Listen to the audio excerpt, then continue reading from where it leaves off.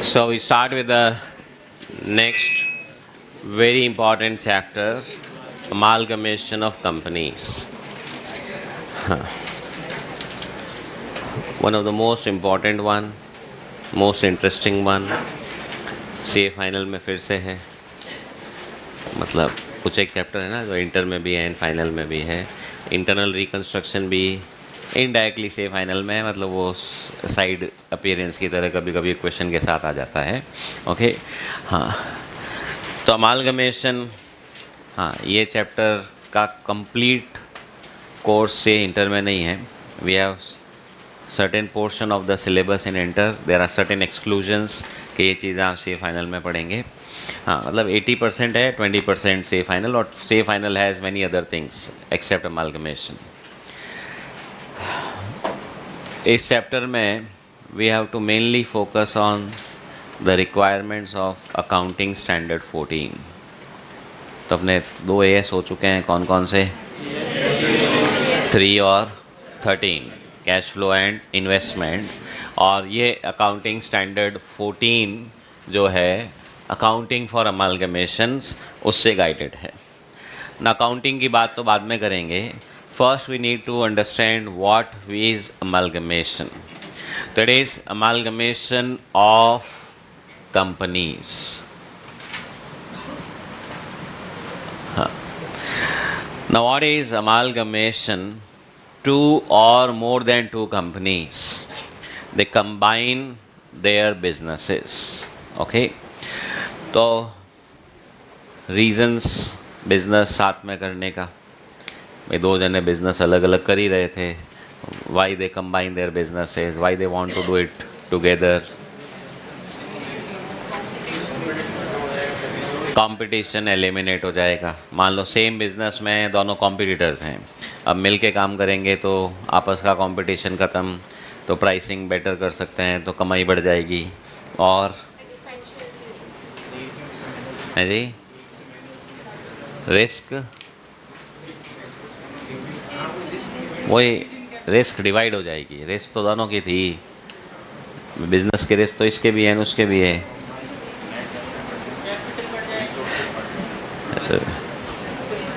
Capital तो मान लीजिए मैंने 50 लाख रुपए बिज़नेस में लगा रखे हैं, आपने भी 50 लाख लगा रखे हैं. बिज़नेस तो दोनों का मर्ज किया है, तो बिज़नेस भी तो बढ़ गया. बिज़नेस बढ़ गया इन द सेंस टोटल तो जितना था उतना ही है. पहले अलग अलग था ना, अब साथ में.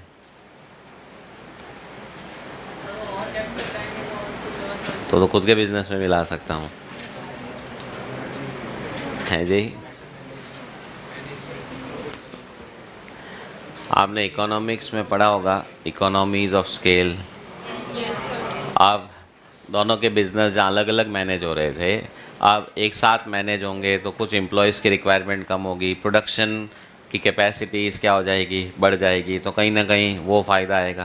भाई पहले मान लीजिए दोनों जने रॉ मटेरियल ख़रीदने बाज़ार जाते थे, अब एक साथ ज़्यादा क्वांटिटी ख़रीदने जाएंगे तो कहीं ना कहीं वो सब फ़ायदे मिलेंगे. ठीक है. And a very famous concept called as 2 और 2 5. अमिताभ का गाना था ना, हम वो हैं जो 2 और 2 5 बना दें. सुना ही नहीं क्या? मतलब फिर सीए करके क्या करोगे? भाई आपको मैंने बताया भी था ना सीए क्या होता है.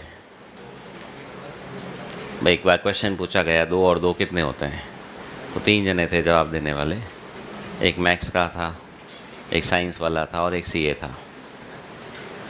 सुनाया नहीं क्या? ये क्या बात कर, गलती हो गई मेरे से. तभी अकाउंट्स मजबूत नहीं हुई 2 महीने में. फर्स्ट डे सुना देता हूँ मैं. तो मैथ्स वाले का 2 और 2, हिंदी मीडियम वाला था. कैसा और का मतलब, एक तो इंग्लिश में ओ आर और अलग होता है ना. ठीक है, तो क्या, हाँ 4 होंगे. सही है. अच्छा, आप तो मैक्सिमम नॉन मैक्स वाले हो. साइंस वाले ने कहा 2 और 2 पास पास में रखेंगे तो 22 हो जाएंगे. ठीक है. सीए से पूछा 2 और 2, बोला आपको कितना चाहिए, उतना बना देंगे. सीए का काम ये है ना भाई, सी का एक फुल फॉर्म है ना कंप्लीट एडजस्टमेंट, कि हमारे यहाँ सब एडजस्ट किया जाता है। आप कुछ भी फिगर्स ले आओ, ठीक है। तो इसीलिए अमिताभ ने गाना गाया, भाई हम वो हैं जो 2 और 2 को 5 बना दें, हैं। गूगल कर लेना भाई गाना, मेरे को इतना याद है, ठीक है। अपने काम की चीज़ याद रखिए, बाकी क्या लेना देना है। तो अब amalgamation results into synergy benefits. हाँ, पॉजिटिव सिनर्जी, जो टेक्निकली डेफिनेशन ये है 2 and 2 is 5। एक और होता है negative synergy, 2 and 2 equals to 3। भाई 2 दोस्त ने कहा आप चलो साथ में पढ़ेंगे, फिर पता चला दोनों ही गप्पे मार रहे थे, ठीक है। किधर गए भाई? हाँ, एक इधर एक उधर। हाँ, तो भाई कई बार अलग अलग करने से पॉजिटिव सिनर्जी आ जाती है ना। तो अब साथ में पढ़ रहेंगे, पता चला दोनों ही फेल हो गए, क्योंकि गप्पे ज़्यादा मारी, पढ़ाई कम करी। तो अब बिज़नेस में जब 2 बिजनेसेस को साथ में किया जाएगा, quite possible you have some economies of scale. तो एक तरफ आपकी कॉस्ट कम होती है, कंपटीशन एलिमिनेट होने से प्राइसिंग इम्प्रूव होती है, ओके। सेम मैनेजमेंट होने से आपके कई सारे दूसरे काम इजी हो जाते हैं, तो it results into higher profits. अब amalgamation definitely involves minimum 2 companies और 2 और मोर देन 2 कंपनीज। मतलब 2 अलग अलग बिजनेसेस को आपको क्या करना है, मर्ज करना है, कंबाइन करना है। अब इसके वेरियस फॉर्म्स जो हो सकते हैं, सपोज 2 कंपनियां हैं, ए लिमिटेड और बी लिमिटेड। हाँ, it is only of companies. आपने कहा 2 पार्टनरशिप फर्म मिलके अगर कोई अमालगमेशन करके नई फर्म बना ले, वो भी हो सकता है, हमारे कोर्स में नहीं है। AS14 सिर्फ किसको कवर करता है? Corporates, companies.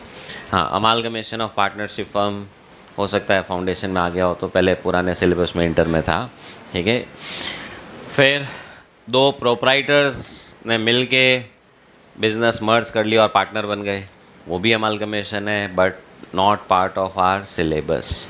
हाँ, अकाउंटिंग में कोई फ़र्क नहीं है, चाहे 2 पार्टनर्स मिल के नई फर्म बनाए, चाहे 2 प्रोप्राइटर मिल के करें। यहाँ पे अपने 2 कंपनीज मिल के अब अपना बिजनेस अमालगमेट कर रही है। अब इसको अमालगमेट करने का तरीका क्या हो सकता है? ये दोनों कंपनियां मिल के एक नई कंपनी बनाएं, क्या? C limited, which is a new company. और इस नई कंपनी में ए का बिजनेस भी ट्रांसफ़र हो गया और बी का बिजनेस भी ट्रांसफ़र हो गया। And what will happen, listen carefully, A और बी जो पुरानी कंपनियां थी उनको लिक्विडेट कर दिया जाएगा, वाइंड अप कर दिया जाएगा, और उनका बिजनेस एज इट इज़ कहाँ शिफ्ट हो जाएगा? सी में। अब सी लिमिटेड के अंदर ए का बिजनेस भी आ गया एंड बी का बिजनेस भी आ गया, तो अब फ्यूचर में अब बिजनेस किसके नाम से होगा? सी के नाम से। तो ए और बी को हम बोलते हैं वेंडर कंपनीज, जो इसने अपना बिजनेस बेचा है। सी को हम क्या बोलते हैं? परचेजिंग कंपनी, जिसने बिजनेस खरीदा है। हाँ, और technical term, A and B are called as transferor companies, और सी को हम बोलते हैं ट्रांसफरी कंपनी। कैपिटल गेन हो गया क्या आप लोगों के? आया होगा कुछ अमालगमेशन का नाम, certain transfers not treated as transfers, ठीक है।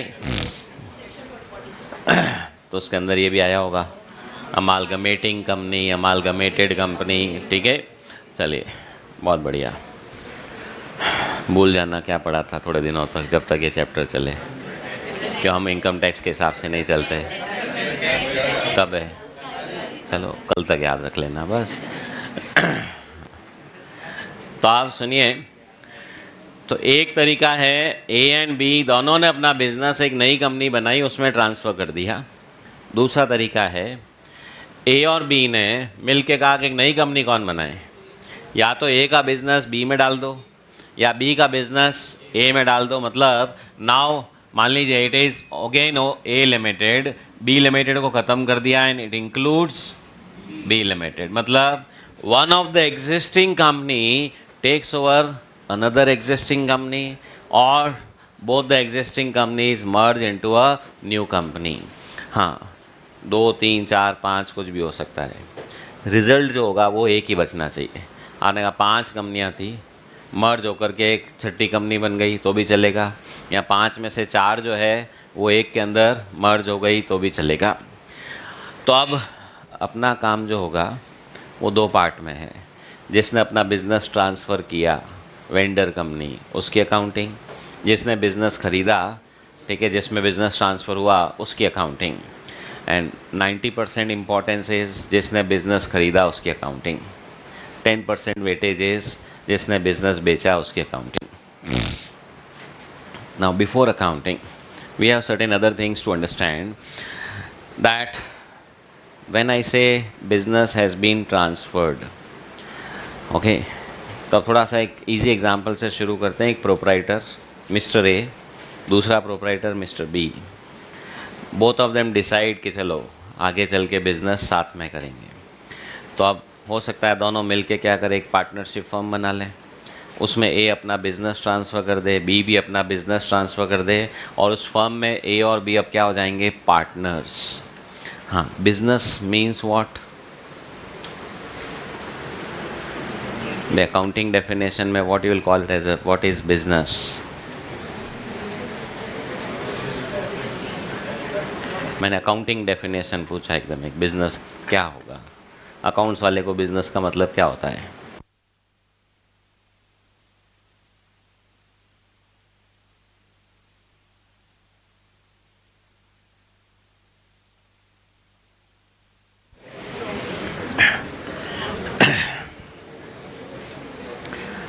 हाँ जी, तो देखिए मैंने पूछा एक अकाउंटेंट के पॉइंट ऑफ व्यू से, अकाउंटिंग वाले के लिए business is what, group of assets and liabilities.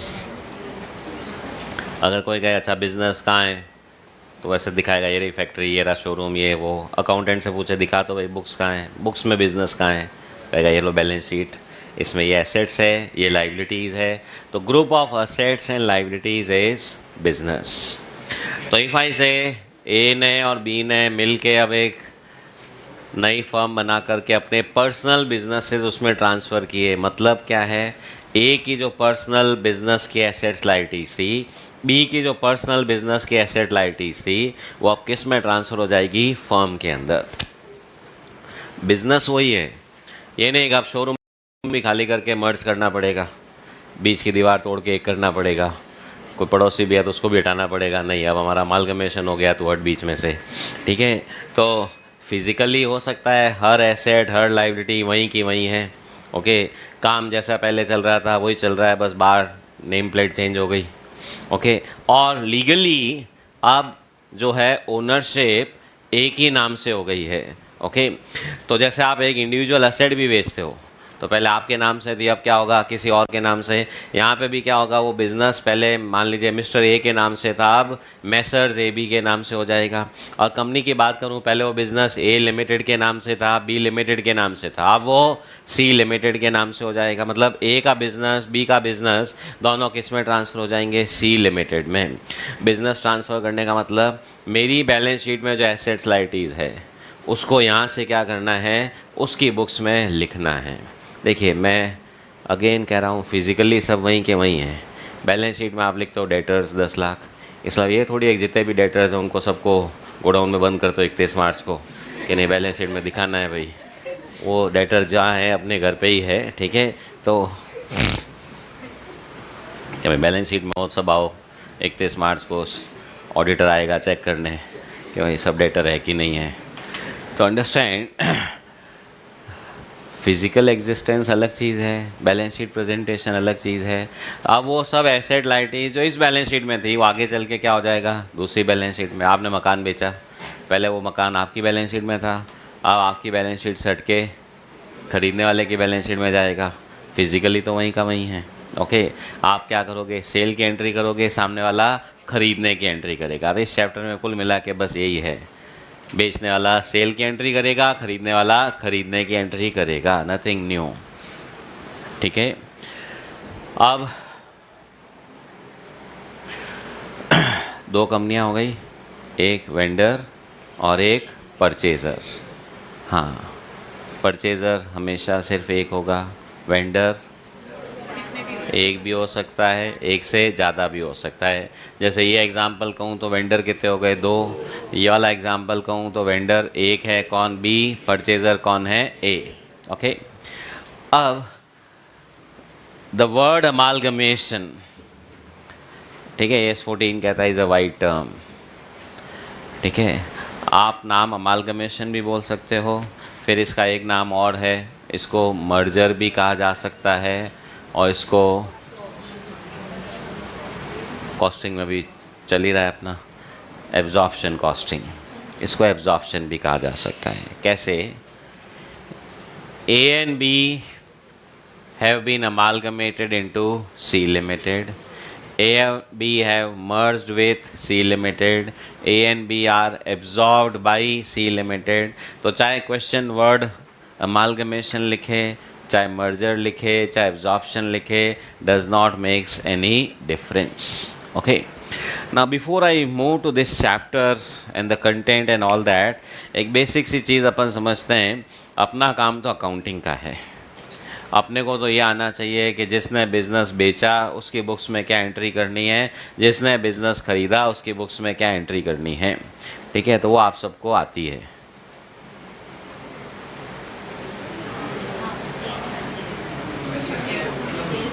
क्या हुआ है आपके, कोई घबराने की ज़रूरत नहीं है, ठीक है। मैं ख़रीदने बेचने की एंट्री तो आती है। मटेरियल ख़रीदते हो तो क्या एंट्री करते हो, परचेज टू क्रेडिटर, बेचते हो तो डेटर टू सेल्स, ये वाली तो आती है, बस थोड़ा सा मॉडिफाई कर देंगे और क्या है। तो आप सुनना ध्यान से, एक एग्जांपल के साथ शुरू करते हैं। सपोज़ ए लिमिटेड, और मैंने आपको कहा बिजनेस का मतलब क्या है, बैलेंस शीट की group of assets and liabilities. Okay, ना एक ही बैलेंस शीट में you have various assets. Okay, तो मान लीजिए you have land 10 lakh rupees, building 8 lakh rupees, plant and machinery 2 lakh rupees, stock 2 lakh, debtors 3 lakh, cash and cash equivalent 5 lakhs, कितना हो गया भाई, 30 lakhs। इधर share capital 10 lakhs, reserve surplus 10 lakhs, loan 6 lakhs, creditors 4 lakhs, ठीक है भाई। ये एक बैलेंस शीट है। और अगर मैं कहूँगा ए का बिज़नेस क्या क्या है भाई आपके पास, आप कहेंगे ये एसेट्स है और ये लाइबिलिटीज़ है, ठीक है। अब ये वेंडर है, ख़रीदने वाला मान लो बी या सी कुछ भी हो, तो आप कहेंगे कि अगर ए ने अपना बिज़नेस बी को बेच दिया है, हाँ मैं वर्ड यूज़ कर रहा हूँ बेच दिया है, या मैं कहूँ कि ए ने अपना बिज़नेस बी के साथ क्या कर दिया है, अमालगमेट कर दिया है, ठीक है। हाँ, आप कहेंगे बेचा थोड़ी है, पहले अलग अलग कर रहे थे ना, अब साथ में कर रहे हैं, बात आपकी बराबर है। एंट्री में तो ऐसे ही दिखेगा, इसने बेचा है और उसने ख़रीदा है, ठीक है। तो मुझे यहाँ से ये सब एसेट्स क्या करनी है, इधर ट्रांसफ़र करनी है, मतलब इसको बेचनी है। अच्छा, जैसे ही बेचने की बात आएगी तो सबसे पहला क्वेश्चन क्या राइज़ होगा, रियल लाइफ के हिसाब से सोचे, आपका कोई बिज़नेस ख़रीदने आया, तो पैसे कितने देगा भाई, उसके बाद बाकी सब बात होगी। ओके, तो अब the first and the foremost thing comes up is how much money, ठीक है, A should get for selling this business to be. अच्छा देखिए, सेल में और अमालगमेशन में क्या फ़र्क है, एक थोड़ा सा। सेल में तो ए अपना बिज़नेस बी को बेच देता है, उससे कैश लेता है और घर चला जाता है, अगले दिन से वो फ्री है, घूमे फिरे दूसरा काम करे। अमालगमेशन में क्या है, ए का बिज़नेस बी में गया पर वो अब उस फर्म के अंदर अभी भी एग्जिस्ट करेगा, in the sense he will now become a partner of that B limited. हाँ, आप कहेंगे लिमिटेड में पार्टनर कैसे होता है, शेयर होल्डर। ओके, तो चलिए वो बात तो बाद में करेंगे। ए ने अपना बिज़नेस बी को बेचा, तो सबसे पहला क्वेश्चन जो होगा वो होगा भाई पैसे कितने मिलेंगे। बेच भी रहा है तो भी पैसों की बात है, हाँ पार्टनर बनना है तो भी बात तो आती है भाई, पार्टनरशिप का रेशियो क्या होगा भाई। मान लो 2 प्रोप्राइटर मिल के फर्म बना रहे हैं, तो सबसे पहला क्वेश्चन क्या होगा, रेशियो क्या होगा। तो चलिए यहाँ पे आप थोड़ा बताइए, ये बैलेंस शीट मैंने आप लोगों के लिए बना दी। ए अगर अपना बिज़नेस बी को दे रहा है, कितने पैसे मिलने चाहिए।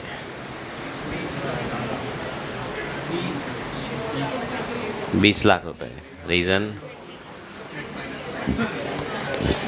एसेट्स माइनस लाइबिलिटीज़ या कैपिटल प्लस रिजर्व्स, मैथमेटिकली तो सेम ही है। हाँ जी, कितने पैसे मिलने चाहिए? बोली लगाओ भाई। हाँ, क्या हुआ? एसेट्स का रीवैल्यूएशन करें। ये कॉस्ट पे है, ये वैल्यू नहीं चलेगी।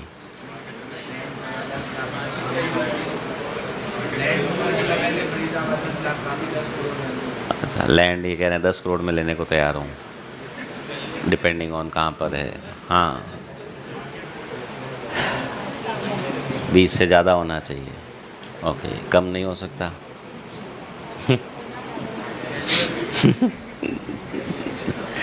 हाय, सुनो, लिसन केयरफुली।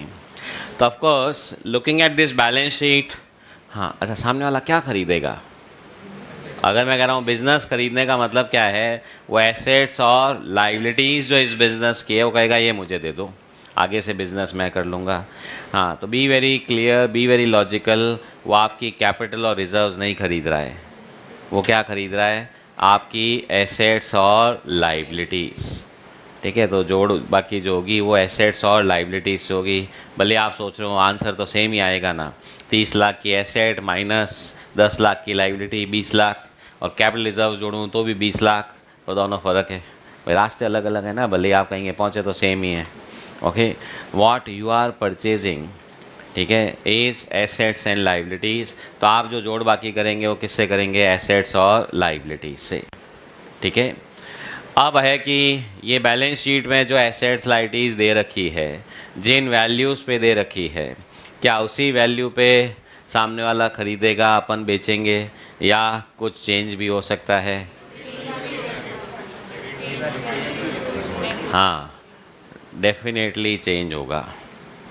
सेम वैल्यूज़ हर एसेट लाइबिलिटी की वही हो, it will be next to impossible. मतलब हम थोड़ा रियल लाइफ के हिसाब से सोचना शुरू करिए। तो I have balance sheet, various assets and liabilities, वो सब मेरी हिस्टोरिकल कॉस्ट पे, पुरानी वैल्यूज़ पर है। आज उनकी वैल्यूज़ ड्रास्टिकली क्या हो सकती है? डिफरेंट। तो अब मैं अगर वो सब एसेट लाइबिलिटी बेच रहा हूँ तो obviously I will look into the current values. हाँ, अब करंट वैल्यूज़ का भी अलग तरह का पंगा है। आपने कहा चलिए साहब, सबसे पहली एसेट है लैंड, 10 लाख, ये बैलेंस शीट में है, जो आज से 10 साल पहले ख़रीदी थी। हाँ, आज भी इसकी वैल्यू 10 लाख की होगी क्या? आप कहें डेफिनेटली चेंज होगी। हाँ, तो कहाँ से पता लगाएं वैल्यू कितनी है? आप कहीं मार्केट वैल्यूएशन।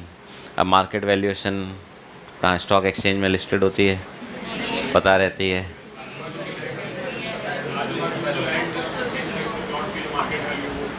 ठीक है, अच्छा, मार्केट वैल्यू भी आजू बाजू की, खुद के प्लॉट की वैल्यू का निकलवा लो, आजू बाजू का भी कहाँ से निकाल के लाएं? आप कहेंगे वैल्यूअर को बुलाओ, कौन है ऐसा कॉम्पिटेंट वैल्यूअर जो वैल्यू बता दे? अच्छा, आप कहेंगे ऑथराइज वैल्यूअर्स जो गवर्नमेंट ने अपॉइंट किया उनको बुला लो। चलिए 3 जनों को बुलाया, सब वैल्यू सेम देंगे, तो फिर सही वाली वैल्यू कौन सी? तो अंडरस्टैंड, हमारी एसेट्स 2 तरह की होती है, सुनना ध्यान से। एक होती है मॉनेटरी एसेट्स, जिनकी मनी वैल्यू फिक्स होती है, बैंक बैलेंस, भले आप खुद जाके पूछ लो बैलेंस कितना है, ठीक है, पियोन को भेज लो, ठीक है, व्हाट्सएप के थ्रू होता है ना, फ़ोन बैंकिंग, ये बैंकिंग, सब में बैलेंस सेम आएगा। निकालने जाओगे तो भी बैंक वाला उतना ही देगा। ठीक है, तो मनी वैल्यू क्या है? फिक्स है। Cash in hand money value क्या है? फिक्स है। ठीक है, हाँ। बट बैलेंस शीट में कई सारी एसेट्स नॉन मॉनेटरी होती है। नॉन मॉनेटरी का मतलब समझिएगा, उनकी मॉनेटरी वैल्यू आज की कितनी है वो डिटरमाइनेबल है, बट वो फिक्स्ड नहीं है। देखिए, डेटर कितने पैसे लेने हैं फिक्स है, मॉनेटरी है। ज़मीन कितने में खरीदी वो मालूम है, पर आज बेचने जाएंगे, फिक्स है क्या? फिक्स नहीं है, पर डिटरमाइनेबल तो है ही है कि कितनी हो सकती है, बट उसमें थोड़ा सा क्या होगा, एस्टिमेशन रहेगा। तो अंडरस्टैंड, नॉन मॉनेटरी एसेट्स में जैसे आपका ये लैंड हो गया, बिल्डिंग हो गया, प्लांट एंड मशीन, मतलब आपकी जितनी भी फिक्स्ड एसेट्स है, वो सब क्या है, नॉन मॉनेटरी। खरीदी कितने में पता है, पर आज अगर मैं उसको बेचने जाऊं, कुछ भी करने जाऊं, कितना पैसा मिलेगा वो फिक्स नहीं है। उसके बाद आपके इन्वेस्टमेंट्स, उसमें भी investments in equity shares, value fix है। आप कहीं आज वैल्यू इतनी है, कल बेचूं तो अलग है, परसों बेचूं तो अलग है। डेटर के केस में आज लूँ तो भी उतना ही मिलेगा, कल लूँगा तो भी उतना ही मिलेगा, वो अलग बात है। आप कहीं बैड डेट्स भी तो हो सकता है। अब वैसे तो बैंक भी हो सकता है वाइंड अप हो जाए, कैश चोरी हो जाए, ठीक है, अपन ही नहीं रहे, खूब सारी चीज़ें हैं वो तो। But otherwise value is not fixed. Stock कितने में ख़रीदा है मालूम है, पर आज बेचने जाऊँ इतना मिलेगा, कोई और ग्राहक आ जाए कुछ और पैसा भी दे सकता है, वैल्यू फिक्स नहीं है। तो जब आप अपनी एसेट्स लाइबिलिटीज़ किसी को बेचते हो, ठीक है, there always be a debate, या इसको सीधा अच्छा नाम दूँ, नेगोशिएशन, ठीक है। ख़रीदने वाला भी तो हिसाब किताब देखेगा ना। ये नहीं आपने बोला ये ज़मीन 10 लाख वाली जो है आज हमने पता किया, ठीक है, 1 करोड़ की है, तो किससे पता किया कि सपना आया था, ठीक है, एक बायर आया मेरे पास, ठीक है, वो कहेगा पड़ोस वाली 70 लाख में मिल रही है। फिर आपकी ज़मीन में ऐसा क्या आएगा, आपने कहा नहीं नीचे खोदोगे तो हीरे पन्ने सब मिलेंगे, ये खोदने के राइट्स है क्या भाई? ये नहीं, आपने कहा मैं खुदाई करूँगा तो बहुत कुछ मिलेगा। गवर्नमेंट ने आपको ज़मीन दी है, पाताल लोक तक का रजिस्ट्री नहीं है कि आप कुछ भी खुदाई करके निकाल दो, उसके लिए माइनिंग राइट्स चाहिए। ओके, तो अंडरस्टैंड। अब आपने तो 100 लाख कोट कर दिया, वो कह रहा है पड़ोस वाली 70 लाख में मिल रही है, दोनों बैठ के क्या करोगे, नेगोशिएट। अच्छा ये तो बिज़नेस खरीद रहे हो, अपन लोग तो सब्ज़ी भी खरीदने जाते हैं तो भी नेगोशिएट करते हैं। वो कहता है टमाटर 50 रुपया किलो, आप कहेंगे क्या आज ही तो अखबार में ऐड आया था 30 रुपया किलो। तो understand, whatever it's shopping, तो you'll always negotiate and come to a final deal. तो अंडरस्टैंड, मार्केट वैल्यू एक अलग चीज़ हो गई, और नेगोशिएशन के बाद अब आप दोनों एग्री करेंगे। मान लीजिए आपने 100 लाख कोट किया, उसने 70 लाख कोट किया, फाइनली 80 लाख पे डन हुआ, चलो इसको 80 पे फाइनल करो। तो ऐसे करके एक एक असेट लाइबिलिटी का नेगोशिएशन होगा और सबकी एक अग्रीड वैल्यूज़ फिक्स होगी। तो आप समझिए अपन ने एक एग्रीड वैल्यूज़ ऐसे लिख रहा हूँ, ज़मीन का वैल्यू फिक्स हुआ भाई 80 लाख, बिल्डिंग, हाँ बिल्डिंग में तो कहेगा अच्छा ये बिल्डिंग है आपकी, कितने साल पुरानी है, क्या क्वालिटी ऑफ कंस्ट्रक्शन है, आर्किटेक्ट को बुला लो, वो वैल्यूएशन निकाल लेगा, इतनी पुरानी बिल्डिंग है, ये क्वालिटी है, इस तरह से मेंटेन्ड है, ये वो, ठीक है। अगेन 2 आर्किटेक्ट आएंगे, दोनों वैल्यूएशन क्या करेंगे, अलग अलग, ये सब्जेक्टिव रहना ही रहना है। तो जो भी है उसका भी नेगोशिएशन हुआ, और मान लीजिए फिक्स हुआ 6 लाख रुपया। प्लान एंड मशीन, हाँ सामने वाला कहेगा ये तो भंगार है, आप कहेंगे ऐसे मिलती कहाँ है, एंटीक है, भाई दोनों चीज़ सेम ही है बट ठीक है नाम अलग अलग है, एक भंगार बोल रहा है, एक एंटीक बोल रहा है, ठीक है। जो भी है आपने फाइनल किया कि भाई चलो 1 लाख रुपया, स्टॉक 2 लाख, ये तो कॉस्ट है। आप कहेंगे बाज़ार में बेचने जाओ 3 लाख की वैल्यू है, कहेगा बेच के आ जाओ, ठीक है, एक साथ खरीदने वाला भी तो चाहिए। तो अब मान लीजिए उसका भी आपने नेगोशिएशन किया, सपोज 3 लाख। डेटर्स, आप कहेंगे तो मॉनेटरी है ना, 3 लाख है, 3 लाख है ही, वो कहेगा लिस्ट दो कौन कौन है जिनसे पैसे आने हैं, कहेगा अच्छा ये मिस्टर XYZ भी है, ये पैसे कौन लाएगा, भाई हो सकता है ना गली का डॉन, मोहल्ले का डॉन, ठीक है, तो इसको माल बेचा ही क्यों, ठीक है। ये अच्छा ये मिनिस्टर साहब भी आपके यहाँ से माल ले गए हैं, और अभी तो लोकसभा में इलेक्ट हो गए हैं, अगले 5 साल तक तो पैसे आने नहीं, ठीक है। तो therefore may be you have a list, ठीक है, यूल रिव्यू, भाई सामने वाला खरीदने से पहले सबके देखेगा सही ना, पैसे कितने आने हैं नहीं आने हैं। सपोज 2 लाख पे फाइनल हुआ, हाँ कैश एंड कैश इक्विवेलेंट में जनरली झगड़ा नहीं होगा, वो ये ज़रूर पूछ लेगा पुराने वाले 500 के नोट तो नहीं है, 2000 वाले नोट तो नहीं है, ठीक है। तो मान लीजिए तो 5 का 5 ही है, हाँ जी 97 हो गया, हाँ तो ये हुआ 97, हाँ कितने पैसे देने पड़ेंगे भाई। अच्छा लाइबिलिटी भी ऐड कर दूँ इसमें या माइनस करूँ, लेस क्यों करूँ, क्यों देखिए ये लाइबिलिटी जो मुझे चुकानी थी, समझ लो आप लोग बिज़नेस खरीद रहे हो, मैंने कहा इनको भी आप ही पैसे देना, तो अब आप कहोगे अच्छा आपकी एसेट्स 97, क्या आपके बिहाफ पे किसी XYZ को और पैसा देना है तो लेस करके रिमेनिंग पैसा मुझे मिलेगा। तो ये 6 और 4 लाख। हाँ, क्रेडिटर की भी वो कहेगा लिस्ट दो, उसमें भी कहेगा कि इसको पैसे देने की कहाँ ज़रूरत है, हिम्मत ही नहीं मेरे से आके मांग ले। ऐसा होगा तो भी मैं बोलूँगा क्या, बायर बोलेगा क्या कि इसको तो मैं दूंगा ही नहीं। नहीं नहीं, उल्टा वो कहेगा और कौन कौन है, कौन से वाले कंटिजेंट लाइबिलिटी वाले जिनको पैसे देने पड़ सकते हैं। हो सकता है बिज़नेस ख़रीदने वाला अखबार में ऐड निकालेगा, मैं ये कंपनी ख़रीदने की सोच रहा हूँ, जो भी पैसे मांगते हैं सब एक बार आके मिल ले। भाई कल ही क्वेश्चन में आया था ना, एक क्रेडिटर नॉट रिकॉर्डेड, परचेज वाला था ना, ओमिटेड। पता चला ऐसी और कौन कौन सी गलतियां हैं, नए नए क्रेडिटर कौन कौन से हैं, बैलेंस शीट में दिखाई नहीं रखे हों, फर्जीवाड़ा तो सब पॉसिबल है ना। तो आपने ये भी सब बात करी, देखा और पता चला ये 10 लाख की जगह 17 लाख के निकल गए, 7 लाख की कंटिजेंट लाइबिलिटीज़, कोर्ट केस चल रहा था। आप कंपनी तो कह रही नहीं नहीं कंटिजेंट है।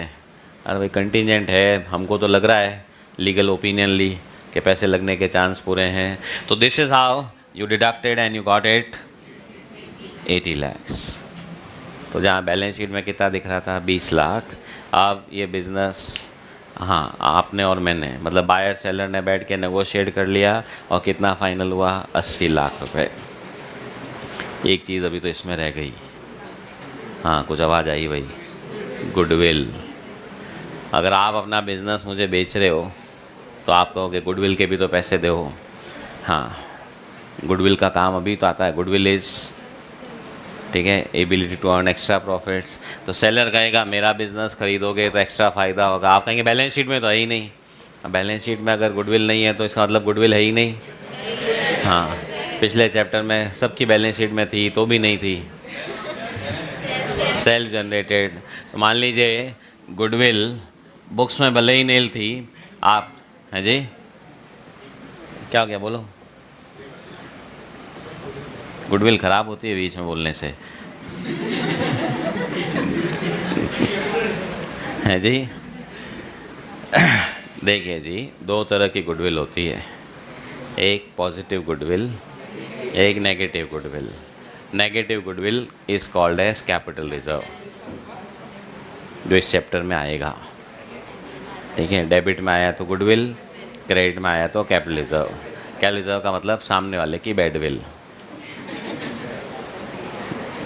ठीक है, तो हाँ जी, तो मान लीजिए गुडविल का 10 लाख और जुड़ गया तो ये कितना हो गया 107, तो ये कितना हो गया 90 लाख रुपीस। तो अब buyer of the business has to pay to the seller of business how much 90 lakh rupees. अब 90 लाख का पेमेंट का तरीका सुनना ध्यान से। तो 90 लाख पे करने के ऑप्शंस, आपने कहा भाई चेक काट दो, कितने का 90 लाख का, काम ख़त्म। सपोज़ आप बिज़नेस बेच रहे हो, मैं ख़रीद रहा हूँ, तो मैंने आपसे 90 लाख में बिज़नेस ख़रीदा, आपको 90 लाख का चेक काट दिया, ठीक है, आपको पैसे मिल गए, यू आर फ्री। हाँ, ये चेक किसके नाम से काटेगी?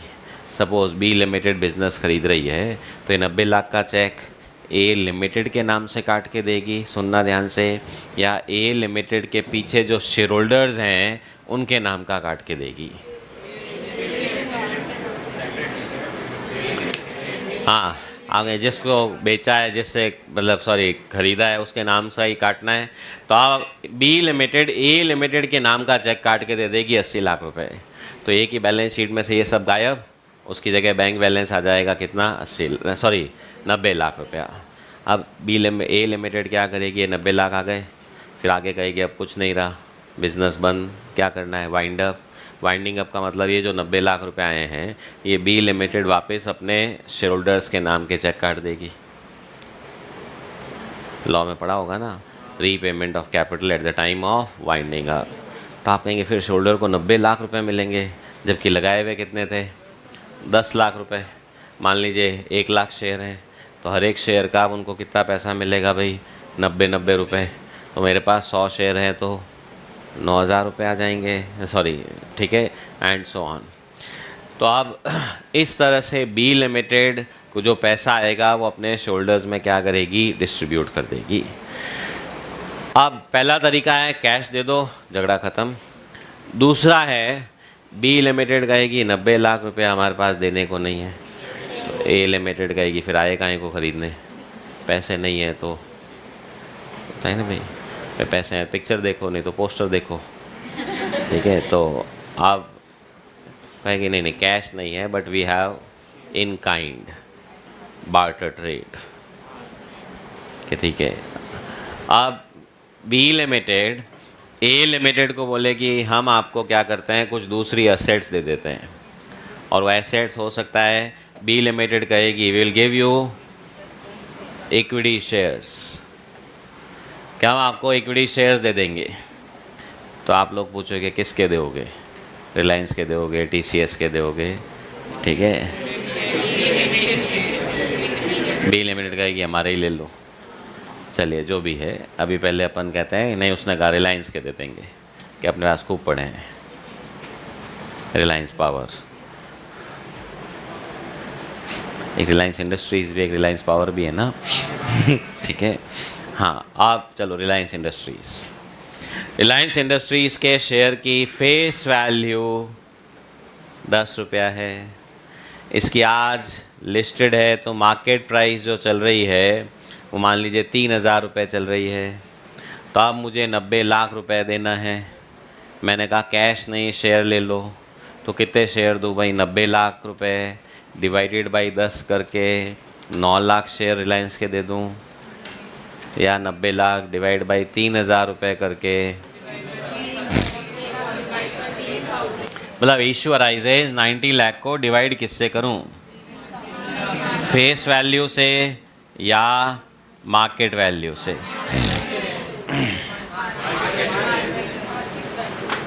मार्केट वैल्यू 10 रुपये नहीं,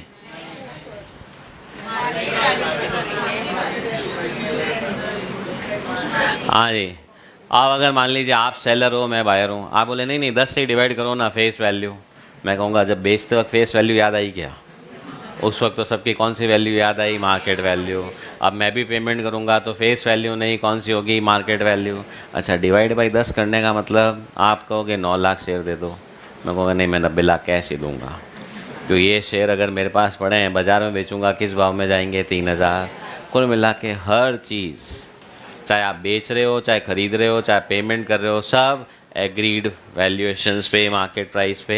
तो 10 रुपीज़ तो अर्गेज नहीं होगा, it will be 3,000 number of share आ जाएंगे भाई, इतने दे दो, ठीक है। 3,000 शेयर, कहाँ 9 लाख शेयर और कहाँ 3,000 शेयर। अब उसने कहा नहीं नहीं रिलायंस के रहने दो, हमारे ही ले लो, मतलब शेयर्स ऑफ बी लिमिटेड। हाँ तो बी लिमिटेड कह रही हमारे ही शेयर आपको दे देंगे।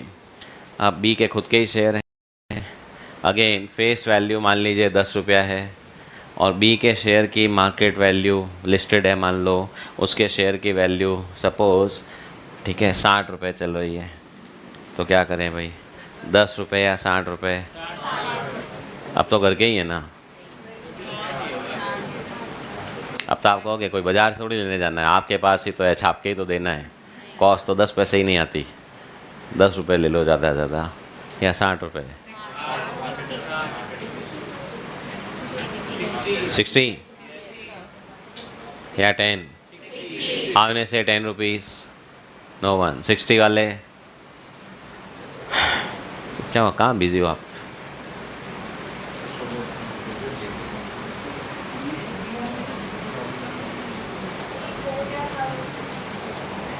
यहाँ पे भी तो खो ही रहा है। हाँ जी हाँ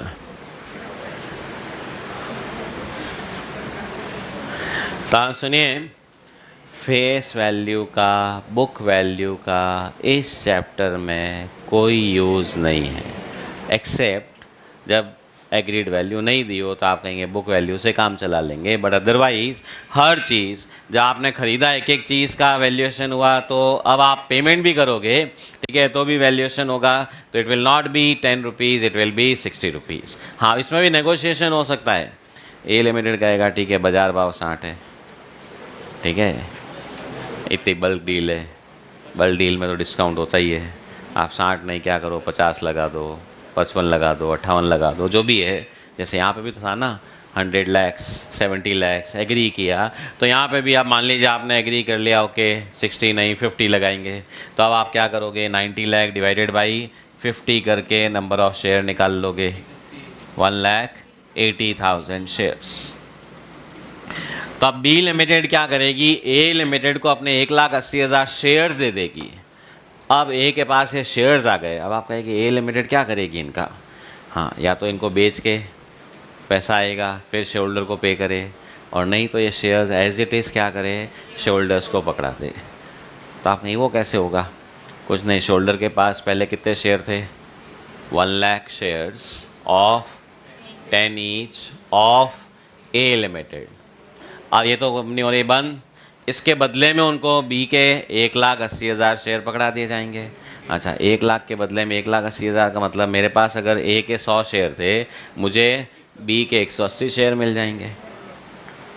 हाँ, आप कहीं फिर तो फ़ायदा हो गया, मेरे शेयर बढ़ गए, वो हो गए, घूम फिर के फ़ायदा कुछ नहीं होता। इंटरनल में अपन ने देखा, नंबर ऑफ़ शेयर कम करते हो तो वैल्यू पर शेयर क्या होगी, बढ़ेगी। यहाँ ए के 1 शेयर की वैल्यू कम होगी या ज़्यादा होगी, तो बी के शेयर की वैल्यू क्या होगी, कम होगी, घूम फिर के overall value will remain the same. Okay, तो this is how the process is done. जो बिज़नेस ट्रांसफ़र हो रहा है, जिसको हम बोलते हैं वेंडर कंपनी, ट्रांसफरर कंपनी, ठीक है, अमालगमेटिंग कंपनी, जो भी नाम आप कहें, तो वो अपनी एसेट्स लाइबिलिटीज़ का वैल्यूएशन करेगी, दोनों बैठ के एग्री वैल्यू पे आएंगे, अमाउंट पे फाइनल होगा, उसके बाद डिवाइडेड बाई एक शेयर किस रेट में दिया जा रहा है और नंबर ऑफ़ शेयर्स निकल जाएंगे। तो एक तरीका है पैसा दे दो, एक तरीका है शेयर्स दे दो। पैसा देने का प्रोज एंड कॉन्स, शेयर्स देने का प्रोज एंड कॉन्स।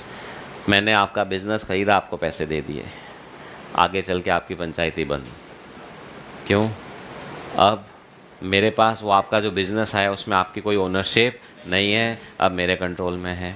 मैंने आपको शेयर्स दिए, तो पहले मान लीजिए बी लिमिटेड के सारे शेयर मेरे पास हुआ करते थे।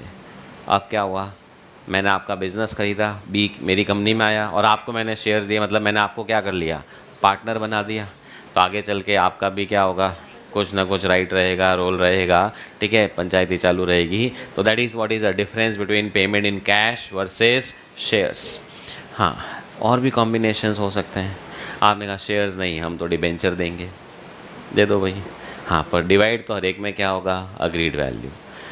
पार्टली कैश पार्टली शेयर्स भी हो सकता है, 50-50, 40-60, ठीक है, partly cash partly debenture partly share भी हो सकता है, शेयर भी कुछ इक्विटी देंगे, कुछ प्रेफरेंस देंगे, कुछ भी कॉम्बिनेशंस हो सकते हैं। पर जो खरीदेंगे वो भी एग्रीड वैल्यू, उसके बदले में जो वापस पेमेंट करेंगे, हाँ, पेमेंट में कैश की एग्रीड वैल्यू नहीं होती, पर बाकी सबके अंदर क्या एग्रीड वैल्यू, मतलब इश्यू प्राइस। हाँ, आपने कहा चेक काटना है जब, तो 90 लाख, आपने कहा भाई कैश दूंगा मैं, तो गांधी जी के नोट, वो डिपेंड करेगा कितने नोट। हाँ, 500 के दोगे तो नंबर ऑफ़ नोट्स अलग होंगे, 100 के दोगे तो अलग होंगे। और मान लो खरीदने वाली फॉरेन कंपनी, उसने काम तो डॉलर में पेमेंट करेंगे, तो क्या 90 लाख डॉलर का चेक काट देगी क्या वो? हाँ, है जी, तो ये 90 लाख डॉलर नहीं है, 90 लाख रुपए है। $1 मान लीजिए 83 चल रहा है, तो 90 लाख डिवाइडेड बाई 83 करके चेक काट के देगी। तो कुल मिला के हाँ, अब वहाँ पे फिर से नेगोशिएशन हो सकता है, नहीं 83 में तो नहीं चाहिए, ठीक है, 82 ही दे सकते हैं या 85 होगा, जैसा भी है उससे नंबर ऑफ़ डॉलर्स कितने देने हैं, चेक कितने काटना है, वो निकलेगा। तो be very clear, everything is agreed values. हाँ, क्वेश्चंस में वी हैव लिमिटेशंस। क्वेश्चन ने आपको एग्रीड वैल्यू नहीं दी है, तो हम क्वेश्चन के हिसाब से सॉल्व कर लेंगे। मान लो यही कुछ दे ही नहीं क्वेश्चन, और कहते चलो बताओ कितना पैसा देना है, आपके अपने सपना थोड़ी आता है। ये जोड़ लगाई 30, गुडविल को क्या मान लूँगा 0, ठीक है, -4 किया, काम ख़त्म। Clear, understood. अब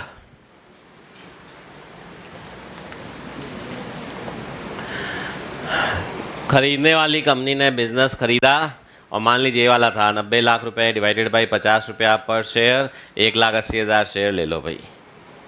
हाँ, ये बार्टर ट्रेड ही हुआ, बिज़नेस खरीदा, बदले में अपने शेयर्स पकड़ा दिए।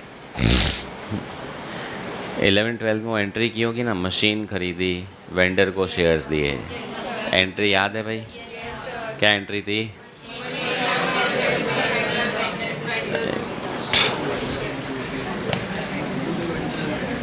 तो आपकी एंट्री हुआ करती थी machinery debit to vendor,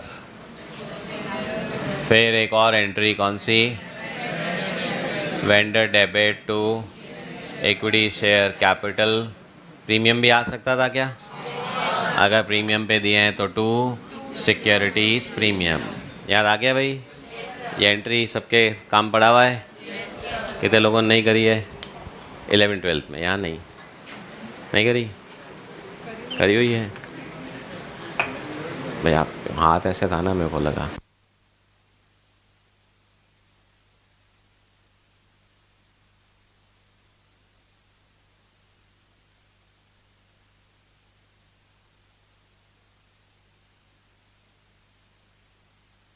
yes तो बस इस चैप्टर में भी यही 2 एंट्रियाँ हैं। यहाँ क्या खरीदा? बिजनेस, ठीक है। तो एंट्री बिजनेस, क्या किया? बिजनेस को खरीदा, उसको अंग्रेजी में क्या बोलते हैं? तो बिजनेस खरीदा, अकाउंट डेबिट, ठीक है, टू वेंडर। वेंडर का नाम क्या है? ए लिमिटेड है, नाम ही लिख दूँ? हाँ, ये किसकी बुक्स में एंट्री हो रही है? जो कौन है? बायर, परचेज़र, ट्रांसफरी, अमालगमेटेड कंपनी, जो भी नाम दीजिए। तो जिसने बिज़नेस खरीदा उसने एंट्री कर दी, बिज़नेस खरीदा अकाउंट डेबिट, मतलब business purchase account debit to vendor. Vendor का नाम कौन है? A limited. कितना रुपया लिखूं? 90 लाख रुपए जितने में खरीदा है। हाँ भाई, जितने में ख़रीदा वो लिख दिया। आपने कहा इसके बदले में हमने शेयर्स पकड़ा दिए, तो नेक्स्ट एंट्री वेंडर। वेंडर का नाम क्या है भाई? हाँ, ए लिमिटेड डेबिट 90 लाख रुपए। हाँ बोलो भाई, इक्विटी शेयर कैपिटल, वाला एग्जाम्पल 90 लाख रुपए। इक्विटी शेयर कैपिटल में 90 लाख जाएगा।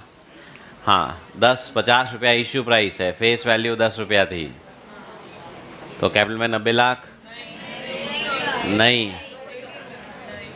18 लाख रुपए। And to securities premium account 72 lakhs नहीं, तो क्या आएगा बोलो? हाँ, कैपिटल में लिखूँ पूरा 90 लाख भाई। अगर बी लिमिटेड ने, ये बी की बुक्स है, उसने अपने शेयर दिए 1,80,000 शेयर दिए ऑफ 10 ईच, इशू प्राइस 50। अच्छा, अपन मान लो ये बैंक से पैसे रेस करते, तो एंट्री क्या होती? Bank debit 90 lakh to capital में कितना जाता? 18 लाख। प्रीमियम कितना है? 72। क्यों 10 रुपये का शेयर 50 रुपये में दिया है ना, 40 रुपया क्या है? अच्छा, मेरे खुद के शेयर है, मेरी बुक्स में तो कैपिटल और प्रीमियम अलग अलग हो गई। सामने वाला भले ही कहेगा, अपन ने इन्वेस्टमेंट वाला चैप्टर किया ही है, बाजार से आप 50 में खरीदो तो आपके लिए कॉस्ट कितनी है? 50, पर इश्यू करने वाले के लिए क्या है? 10 rupees capital and 40 rupees premium. तो यहाँ पे भी मैंने यही पूछा था ना, प्रीमियम में जाएगा क्या? तो it will go into premium, ठीक है। तो आप कहेंगे 2 एंट्रीज हो गई। अब मैं इसकी अगर बैलेंस शीट बनाऊँ बी की, तो बी की बैलेंस शीट में इक्विटी शेयर कैपिटल कितना आएगा? 18 लाख। सिक्योरिटीज़ प्रीमियम कितना आएगा? 72। सामने क्या जाएगा? Business purchase account 90 lakhs. अब आप कहेंगे ये क्या है भाई? बिजनेस परचेज अकाउंट के, वो बिज़नेस खरीदा वो है। तो आप कहेंगे है क्या? क्या होता है भाई? बाज़ार से शॉपिंग करके आए, घर पे बैग तो खाली करते ही हो, तो आप कहेंगे अब ये 90 लाख खाली तो करो, क्या क्या है बाहर तो निकालो डब्बे में से, ठीक है। तो आप कहेंगे अच्छा क्या क्या ख़रीदा 90 लाख में? कि ये सब ख़रीदा, ये लिस्ट है। तो आप कहेंगे बैलेंस शीट में सब अलग अलग आने चाहिए, तो अब हम इनको क्या करेंगे? खोल के बाहर निकालेंगे। तो अब वो एक एक्स्ट्रा एंट्री अपन और कर देंगे। हाँ, क्या क्या ख़रीदा है? आप कहेंगे लैंड कितना? 80 lakhs. Building, plant and machine, stock, debtors, cash and bank, फिर गुडविल भी लिखूं क्योंकि पैसे दिए हैं तो लिखने ही पड़ेंगे। कौन सी वाली गुडविल है ये? परचेज गुडविल, खरीदा है ना गुडविल, बुक्स में आ सकती है तो इसलिए आ रही है। फिर आप कहेंगे 2 लाइबिलिटी भी ली है 17 लाख में। 17 लाख में कौन कौन सी है? आप कहेंगे एक तो 6 लाख था, एक 4 लाख था और एक एक्स्ट्रा 7 लाख था, तभी तो 17 हुआ ना। वो एग्जाम्पल में उस वक्त डिस्कस किया था, एक क्लेम चल रहा है, वो चल रहा है, तो आपने कहा ठीक है लाइबिलिटी भी लिखनी है। 2 क्रेडिटर्स कितना 4 लैक्स, 2 लोन कितना 6 lakhs, 2 provision for court case 7 lakh. आप कहें ये तो कंटीजेंट है ना भाई, उसके लिए कंटीजेंट थी, मेरे लिए तो एक्चुअल है, ठीक है। तो आपने कहा ये सब खरीदे, अच्छा इनकी टोटल कितनी है भाई 90। तो अब ये अकाउंट इसके साथ वापस क्या कर दूंगा, क्रेडिट करके बंद। टू बिजनेस परचेज अकाउंट कितना 90। अच्छा इन दोनों को मर्ज करो। जैसे अभी वाली एंट्री पहले कहा था मशीन टू वेंडर, आपने कहा मैंने 2 चीज़ें खरीदी, मशीन भी खरीदी, बिल्डिंग भी खरीदी, तो building debit machine debit to vendor भी कर सकते थे। यहाँ पे भी यही कर रहे हैं, ये सब assets debit to liabilities to vendor भी लिख सकता हूँ, पर नंबर का सवाल है तो 2 एंट्रियाँ करनी है। पहला ग्रॉस क्या खरीदा वो बाद में है, कितने में खरीदा वो पहले। तो पहली एंट्री ग्रॉस वैल्यू से business purchase account debit to vendor, और उसके बाद बिजनेस में क्या क्या खरीदा वो सब अलग कर दिया। और फिर तीसरी एंट्री वो पहले लिखी हुई थी वही है वापस से, vendor debit to equity share capital account 18 lakh to securities premium account 72। अब इसके बाद अगर बैलेंस शीट बनाऊंगा तो लाइबिलिटीज़ में दे दो आ गए, और एसेट्स में वो 90 का क्या हुआ पूरा ब्रेकअप आ गया। हाँ ये एसेट्स में आ जाएगा, ये 3 वापस किधर आएगी लाइबिलिटी में, ठीक है। Question is complete. तो बस ये 3 एंट्रियाँ आनी चाहिए, ये मानते हुए 2 पहले से आती है, मतलब ये वाली और ये वाली, ये एक्स्ट्रा है। हाँ ये एक्स्ट्रा नहीं है, ठीक है। इसको अपन ने 2 पार्ट में स्प्लिट किया। घुमाने को अगर ये दोनों मर्ज करो तो यहाँ पे टू बिजनेस परचेज की जगह टू ए लिमिटेड आ जाएगा। तो ये है accounting for amalgamation. Her question में बस ये 3 एंट्रियाँ कर दो। हाँ ये 3 एंट्रियाँ तो इस चैप्टर की है, फिर वही क्वेश्चन बड़ा करना है, थोड़ा उस पड़ोस वाले चैप्टर की एंट्रियाँ उधार ले लो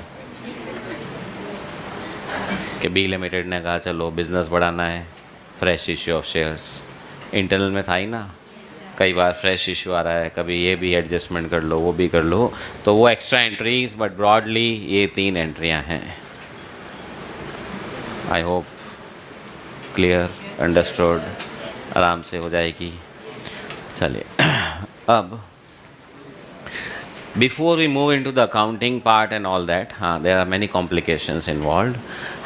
First of all be very clear, जब बिजनेस बेचा जाएगा सामने वाला खरीदेगा, it will never be balance sheet values, it will always be agreed values। भले ही जान पहचान वाले क्यों नहीं हो, दोस्ती क्यों नहीं हो, रिश्तेदारी क्यों नहीं हो, हर चीज़ हमेशा किस पे होगी, अग्रीड वैल्यू। मैं मेरा बिज़नेस आपको बेच रहा हूँ तो मैं मेरी एसेट लाइबिलिटीज़ के लिए जो भी पैसे मांगूंगा मार्केट वैल्यू, आप भी एक मार्केट वैल्यू लाओगे, दोनों बैठ के क्या करेंगे, एग्रीड वैल्यू। मैं वर्ड मार्केट वैल्यू भी नहीं कह रहा हूँ, मैं वर्ड क्या यूज़ कर रहा हूँ, अग्रीड वैल्यू, जिस पे दोनों का अग्रीमेंट हुआ। हाँ क्वेश्चन इतनी माता बच्ची नहीं कराएगा, वो बोला 100 ये बोला 70 फिर फाइनल हुआ 80, क्वेश्चन सीधा 80 देगा। कई बार क्वेश्चन देगा इसकी मार्केट वैल्यू 80 है और आगे कुछ बोले ही नहीं, तो फिर मैं यही मानूंगा 80 पे ही है। क्वेश्चन कभी मार्केट वैल्यू ही उड़ा दे तो ये नहीं कहा, कुछ नहीं कहा 0 होगा, बिल्डिंग होगी ही नहीं। अरे भाई balance sheet value will be taken as agreed value, question तो सॉल्व करूँगा ही, ठीक है। अब मेरा लास्ट क्वेश्चन, चलिए जी ये सब बातचीतें हो गई, यहाँ इतना होता है। क्या खरीदने वाली कंपनी को सब कुछ लेना ज़रूरी है जी, या पिक एंड चूज़ की फैसिलिटी भी है, ये दे दो ये रहने दो। बिजनेस परचेज कर रहे हैं तो सब खरीदना पड़ेगा, है जी। नहीं कर तो सकते ही हैं, पर करना ज़रूरी है क्या, बात वो है जी। तो कोई ज़रूरी नहीं है, कोई ज़बरदस्ती नहीं है भाई। ये थोड़ी एक सब्जी दुकान पे गए, नहीं सब सब्जियां खरीदनी ही पड़ेगी, 1-2 कैसे खरीद लो, ठीक है। तो हाँ बावा भले ही सबका पूछ लो, खरीदो वही जो अपने समझ में आए। तो अब हो सकता है अच्छा एक चीज़ और, क्या कैश एंड कैश इक्विवेलेंट लेंगे क्या 5 लाख?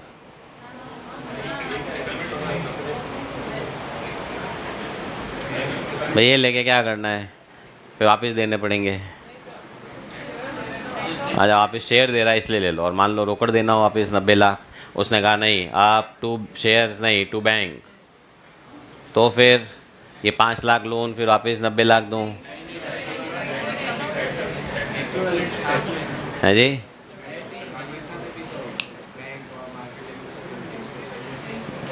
नहीं मैं तो सिर्फ बैंक के अपन एकदम ऑर्डिनरी टर्म्स में बात कर रहे हैं। हाँ जी, फिर रहने दो 5 लाख, क्या करना है रहने दो भाई। देखिए उसकी इच्छा है, लेना चाहे तो ले, नहीं लेना चाहे तो नहीं ले। हाँ कोई कंपल्सन नहीं है, सब कुछ लेना ज़रूरी है। उसने कहा एक काम करो भाई, बजट बहुत बढ़ जाएगा, 90 लाख तो कहाँ से देंगे, क्या करेंगे। आने का शेयर ही तो देने हैं, बढ़िया है, बिज़नेस खरीदो, सामने वाले को शेयर पकड़ा दो अपने। भाई आपको ये नहीं लगना चाहिए कि अपने ही तो है, घर के ही तो शेयर हैं, प्रिंट करने हैं देने हैं, प्रिंट करने हैं देने हैं, ठीक है। But again it has value, it's just not a piece of paper. Piece of paper होता तो 8-10 रुपया किलो ही होना चाहिए भाई, वृद्धि का भाव जो है, ठीक है। तो अंडरस्टैंड। अब आपने कहा कि नहीं ये काम करो, स्टॉक रहने दो, डेटर्स रहने दो, कैश रहने दो, तो कोई बात नहीं। कितने का कम हुआ भाई? 10 लाख। तो पैसा भी 90 की जगह कितना देना पड़ेगा? 80 लाख। तो कोई प्रॉब्लम थोड़ी है। आप ये बिज़नेस एंट्री कौन से करोगे? 80 से। यहाँ से 3 चीज़ें गायब हो जाएगी, और पेमेंट भी कितना करना पड़ेगा? 80। हाँ शेयर भी फिर क्या हो जाएंगे? कम हो जाएंगे। मान लो शेयर दे रहा हूँ तो अभी 80 लाख डिवाइडेड बाई 50 करके आप नंबर ऑफ़ शेयर निकाल लोगे, तो वो प्रोपोर्शनेटली सब चीज़ें चेंज हो जाएगी। और आप कहीं फिर वेंडर कंपनी क्या करेगी इसका? भाई आपने वो नहीं ख़रीदा, तो मैं अगर वेंडर कंपनी हूँ मैं वो किसी और को बेचूँगा। हाँ पर बेचना तो पड़ेगा ही, क्योंकि वेंडर कंपनी का द एंड करना ज़रूरी है। ये नहीं कि इसको चालू रहने दो ना, ठीक है, वो फिर ये चैप्टर में कवर्ड नहीं होगा, वो फिर अलग चैप्टर बन जाता है। It becomes a investment company कि इसके पास में। देखिए अब इसकी भी बैलेंस शीट की अगर बात करें ना, आफ्टर अमालगमेशन क्या होगा? शेयर कैपिटल 10 है, रिजर्व्स भी 10 है, ठीक है, ये सब गायब, एसेट्स भी गायब। उसकी जगह वहाँ से क्या आया? 90 लाख रुपए का या तो कैश आया होगा या शेयर्स आए होंगे। तो उसके लिए क्या हो गया? वो जो शेयर्स आए हैं उसके लिए क्या है? इन्वेस्टमेंट्स 90 लाख, मान लो सब कुछ दिया है, ठीक है, और आप कहेंगे प्रॉफिट हो गया बाकी का बिजनेस बेचने पे, भाई वो बैलेंस शीट तो मिलेगी ही ना। आप कहेंगे फिर वो profit on sale of business आ जाएगा। भाई एसेट्स भी बेचते हो आप, अगर 10 की 80 में बेचोगे तो 70 लाख का प्रॉफिट तो पिल में जाएगा ही ना। तो आप समझिए वो रिजर्व सरप्लस जो पहले 10 लाख था वो चेंज हो जाएगा। हाँ पर हम इस कंपनी को एज इट इज़ छोड़ नहीं सकते, इस कंपनी का वाइंडिंग अप होना ज़रूरी है, तभी AS14 लगेगा। हाँ वाइंडिंग अप होना कोई ज़रूरी नहीं है रियल लाइफ में, इसको आप कंटिन्यू कर सकते हो। आप कहेंगे फिर इसका काम क्या है? कुछ नहीं, आराम करो, रिटायरमेंट, इन्वेस्टमेंट पढ़ें, जब भी ये डिविडेंड देगी आएगा अपने शोल्डर में बांटते जाएंगे। जिस दिन भी वाइंडिंग अप की इच्छा हो गई, करना क्या है? ये इन्वेस्टमेंट उठा के इन सब में क्या कर दो? बांट दो, काम ख़त्म। पर अपने इस चैप्टर का मतलब हुआ ये वाइंडिंग अप होगा ही होगा। आपने कहा उसने तो 80 लाख का ही लिया, बाकी तो अपने पास स्टॉक एंड डेटर एंड वो पड़े ही हैं, तो कोई बात नहीं भाई, किसी और को बेच देंगे, पैसा आ जाएगा, और लास्ट में क्या होगा? शोल्डर्स में तो डिस्ट्रीब्यूट होगा। शोल्डर्स को तो 90 लाख मिलेंगे ही मिलेंगे, 80 लाख वहाँ से आ गया, बाकी का 10 लाख रुपया ये स्टॉक वगैरह बेच के आ जाएगा। They will always get the same 90 lakh rupees. Okay, तो एंट्री समझ में आ गई भाई? 3 एंट्रियाँ। Any doubts? Any one? हो जाएगा चैप्टर, और यही 3 एंट्रियाँ रहेगी बस। कभी कुछ छोड़ेगा, कभी कुछ लेगा, बस उस पर ध्यान देना है, ठीक है। कभी कहेगा स्टॉक पसंद नहीं आया, कभी कहेगा बिल्डिंग बहुत महंगी है, कभी कहेगा ज़मीन रहने दो, बिल्डिंग ले लो। हाँ अपने सोचना ही नहीं, बिल्डिंग ले ली ज़मीन रहने दी, ऐसा कैसे हुआ भाई? ज़मीन कोई दूसरा प्लॉट हो सकता है, बिल्डिंग कोई दूसरा हो सकता है, ये नहीं बस नीचे से ज़मीन रख ले, ठीक है, बिल्डिंग दे दे। केक में होता है ना भाई, ऊपर का आइसिंग हटा दे, सिर्फ नीचे का केक दे दे, ठीक है। तो वैसा वाला आपने नहीं सोचना है, आपने जो कहा वो लिया, काम ख़त्म। हाँ शांति शांति। अब जितना खरीदेंगे पेमेंट उसका ही करना पड़ेगा, and it could be any combination. कल का आपने कह दिया लाइबिलिटीज़ नहीं चाहिए भाई, तो परचेज कंसिडरेशन बढ़ जाएगा। आगे लाइबिलिटीज हटा दो तो 107 देना पड़ेगा, ठीक है। लाइबिलिटी लेने से क्या होता है, आप कहीं उल्टा अच्छा ना लाइबिलिटी लो, पैसे कम देने पड़ते हैं, वो गलतफहमी मत पालना, ठीक है। अब इसको कम देने पड़ेंगे, फिर ये वाले लोगों को अपने को देना पड़ेगा। भाई समझिए 90 लाख तो इसको दे रहे थे, फिर 17 लाख की लाइबिलिटी अपने को चुकानी है, घूम फिर के तो टोटल 107 जाएगा ही जाएगा। आइए नहीं कि 107 का नुकसान हो रहा है, 107 की एसेट्स आई है, ठीक है। तो देयरफॉर, ठीक है, you are paying for what you are taking over. Liability लेने का मतलब वेंडर को पैसा कम देना पड़ेगा, पर उन लाइबिलिटीज़ को तो अलग से बाद में देना ही पड़ेगा। हाँ, क्वेश्चन अब एक्सपांड कैसे होता है, लाइबिलिटी ले ली, चलो इनको भी चुकाने की एंट्रियाँ कर दो कि क्रेडिटर को दिया, ये दिया, वो दिया, बैठ के वो एक्स्ट्रा एंट्रीज़ करो। मेन तो ये 3 एंट्रियाँ ही हैं, उसके बाद 2, 4, 5 एक्स्ट्रा एंट्रीज और हो सकती है, and that is how the questions are framed. अब क्वेश्चंस की रिक्वायरमेंट अपने लिए, क्वेश्चंस में क्या क्या काम रहेगा। सबसे पहले हो सकता है ये जोड़ बाकी करो, पहले कहाँ तक पहुँचो, 90 लाख तक। फिर क्वेश्चन सेकंड काम देगा कि ये पहुँचो 1,80,000। फिर तीसरा काम ये एंट्रीज़ करो। चौथा काम एंट्रीज़ करके वापस परचेजिंग कंपनी की बैलेंस शीट बनाओ।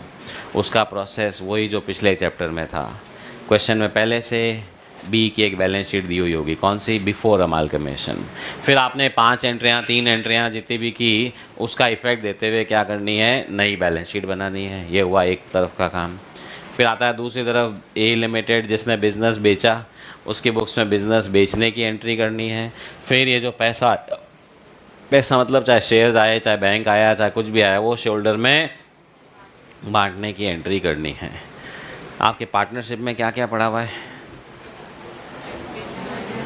एडमिशन, रिटायरमेंट, डेथ, डिसोल्यूशन पड़ा हुआ है, कितने लोगों के पड़ा हुआ है।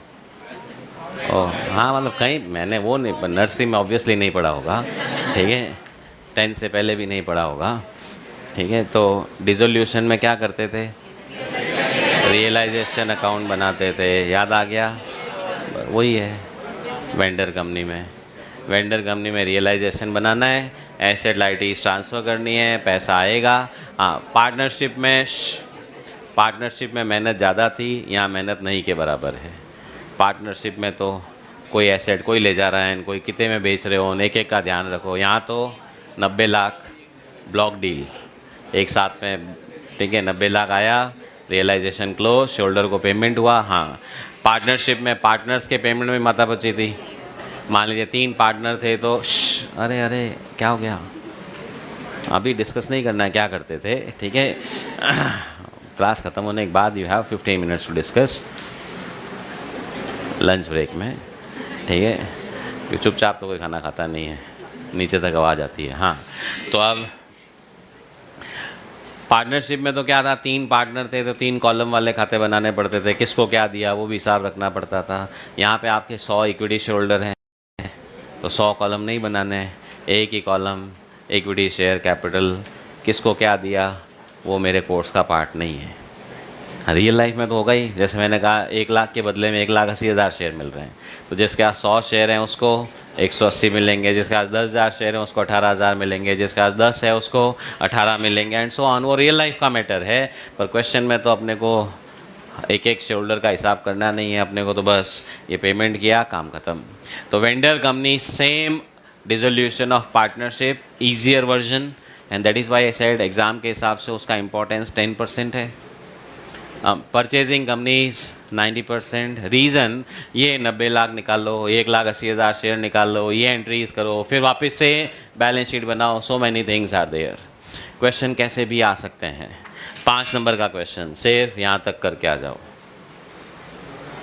10 नंबर का एंट्रीज भी करो, 20 नंबर का बैलेंस शीट भी बनाओ, एंड जनरली 15 से 20 नंबर का क्वेश्चन आता है। और इसीलिए फाइनल अकाउंट्स ऑफ कंपनीज अपन ने किया ज़रूर वहाँ है, उसका यूज़ यहाँ ज़्यादा है। मतलब बैलेंस शीट का क्वेश्चन वहाँ पूछने के बजाय यहाँ पूछ लिया जाए तो भी पर्पस सॉल्व होता ही है। अब सबसे पहले अपन कुछ क्वेश्चंस ये करेंगे, कैलकुलेशन ऑफ, हाँ इसको हम बोलते हैं परचेज कंसिडरेशन। जो बिज़नेस ख़रीदा उसका कंसिडरेशन कितना देना है, कैलकुलेट करने का तरीका सुन लो भाई बहुत ध्यान से। रियल लाइफ एक ही हो सकता है, agreed value of assets minus agreed value of liabilities, उसके अलावा कोई रास्ता है ही नहीं। क्वेश्चंस जब वो 15 नंबर का पूछता है, 20 नंबर का पूछता है, तो आप कहेंगे दुनिया भर का काम करना है, एक तो बैलेंस शीट बनाने में आधा टाइम जाएगा, फिर ये एंट्रीज करनी है, फिर ये निकालना है, वो निकालना है। तो क्वेश्चन कई बार थोड़ी सी रहम कर देता है कि छोड़ो इतनी मेहनत नहीं कराओ, 20 की जगह 15 का ही पूछो। और क्वेश्चन आपको क्या करता है, 90 लाख दे कर के रखता है कि टोटल बिजनेस 90 लाख में ख़रीदा, तो मेरा ये काम कम हो गया।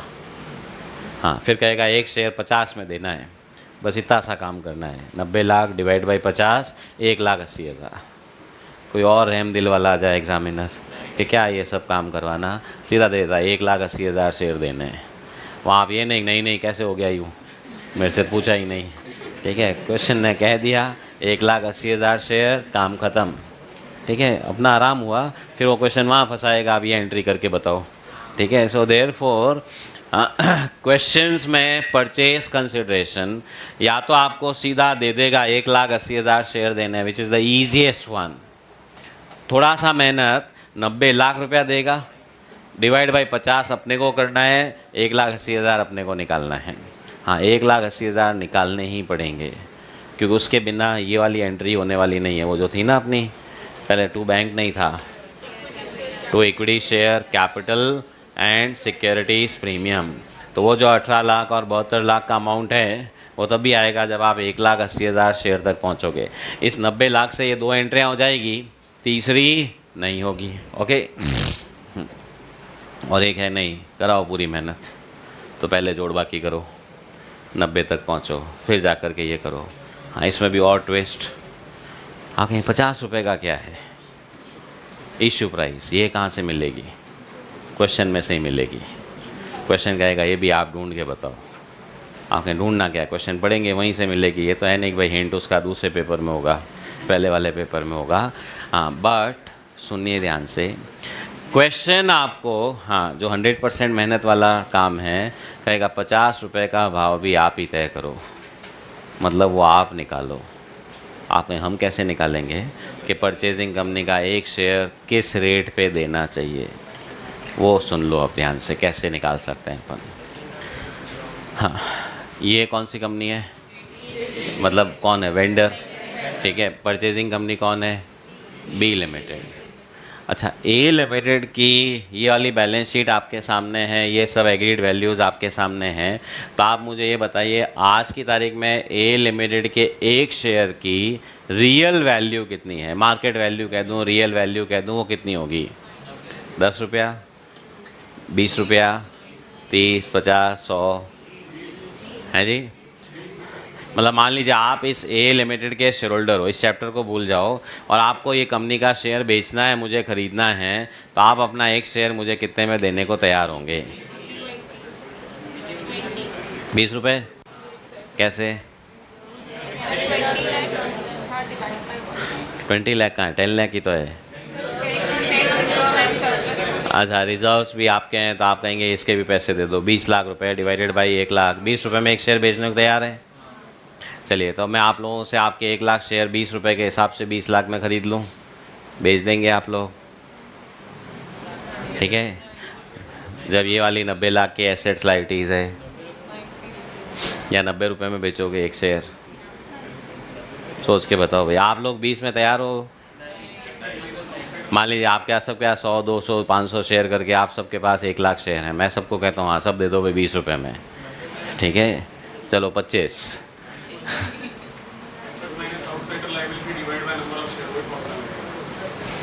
मतलब 90 लाख डिवाइडेड बाई 1 लाख करके 90 रुपया होगी एक शेयर की वैल्यू, या 20 लाख होगी।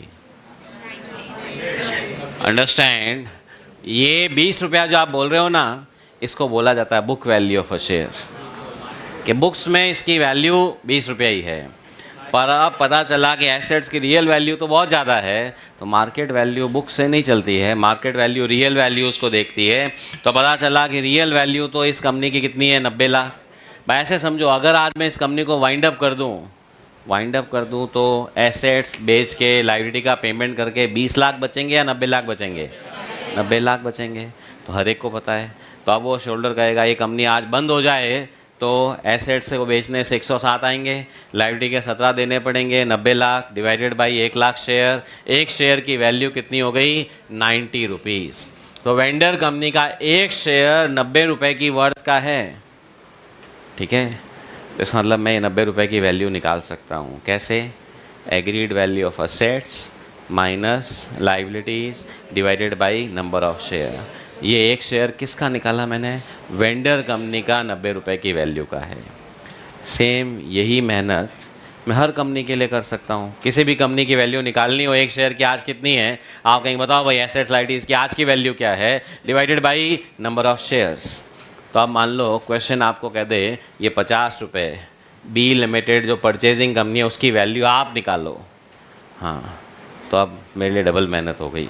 क्वेश्चन आपको क्या करेगा? बी की बैलेंस शीट दे देगा, फिर इसके एसेट्स वैल्यूज़ भी दे देगा।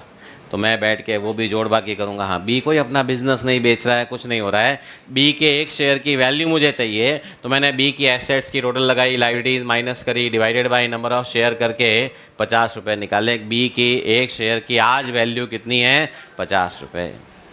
अच्छा, अब सुनिए, जब बी लिमिटेड इसकी बिज़नेस आज की वैल्यू पे ख़रीद रहा है तो अपने शेयर भी जो देगा वो कौन सी वैल्यू पे देगा? आज की वैल्यू पे।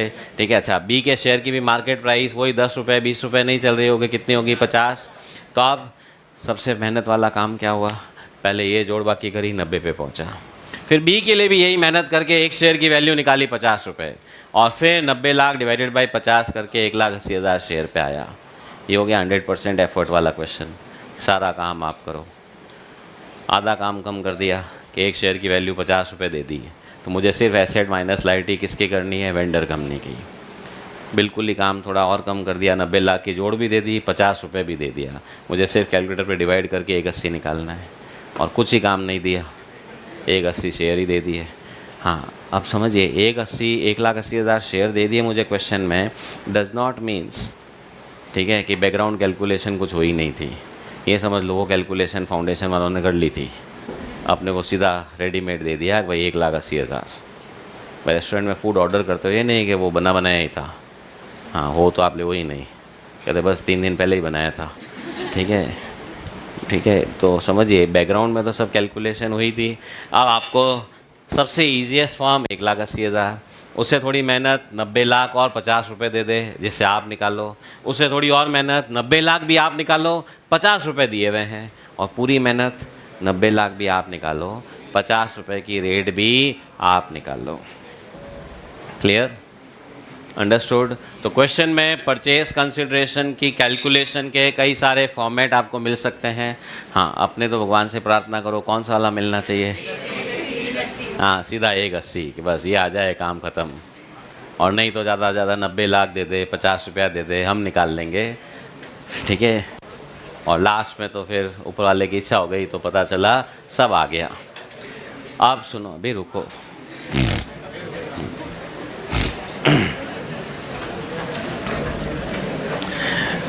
तो इस पूरे एग्जाम्पल में क्या हो रहा है? वेंडर कंपनी ए लिमिटेड जिनके 1 लाख शेयर हुआ करते थे, उसको बी लिमिटेड के कितने शेयर मिल रहे हैं भाई?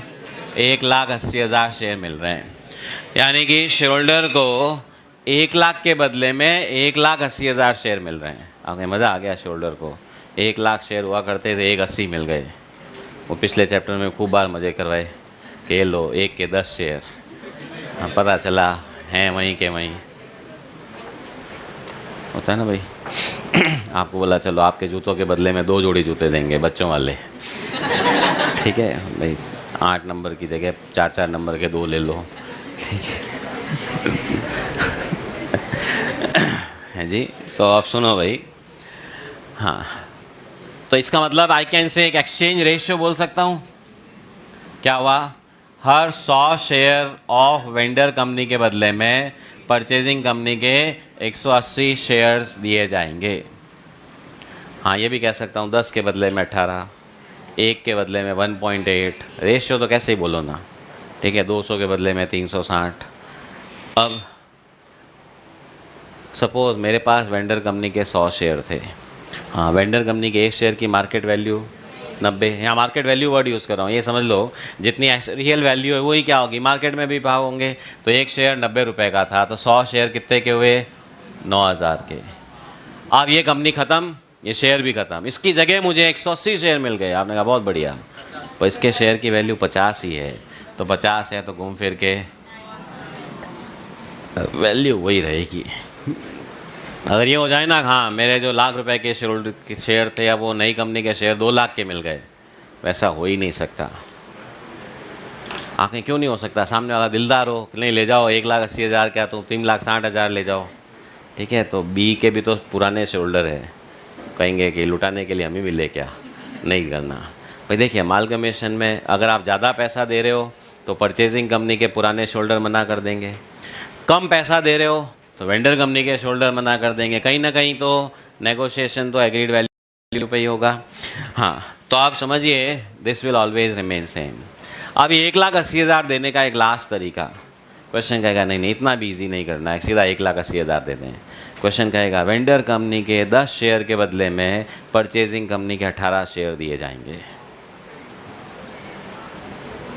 मतलब क्वेश्चन आपको 1,80,000 नहीं दे करके क्या करेगा, रेशियो देगा कि 100 के बदले में 180 या 10 के बदले में 18 या 5 के बदले में 9 शेयर दिए जाएंगे। आपने कहा 5 के बदले में 9 देने हैं, तो इसका मतलब वेंडर कंपनी के जो 1,00,000 शेयर हैं डिवाइडेड बाई 5 इंटू 9, 1,80,000। इसको हम बोल देते हैं एक्सचेंज रेशियो दे दे। तो चाहे रेशियो दे चाहे एब्सोल्यूट टर्म्स में दे दे, it is one and the same, उसमें मेहनत मेरी नहीं के बराबर है, ठीक है। चलिए बाकी कल करेंगे।